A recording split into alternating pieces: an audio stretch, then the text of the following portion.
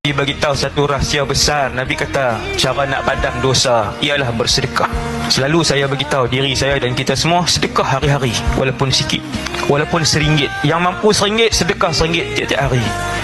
Niat dalam hati nak dapat redha Allah waktu sedekah, nak dapat redha Allah, nak tiru sunnah Rasulullah yang banyak sedekah.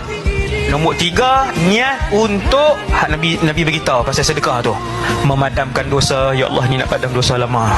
Ya Allah, yang ni nak hilangkan murka Allah ke atas diri aku. Ya Allah, ni untuk kesembuhan sakit siapa-siapa. Sedekah buat tiap-tiap hari walaupun sikit. Buat setiap hari. Yang tak mampu RM1, 10 sen. Tipulah kalau orang hari ni kerja sehari setiap hari tak mampu 10 sen. Mana lebih Allah suka? Yang berterusan sepanjang tahun setiap hari RM1 ataupun dia bagi RM1,000 sekali ya? Maka yang lebih Allah suka ada wa muha wa in qalla, amalan yang paling istiqamah, paling berterusan walaupun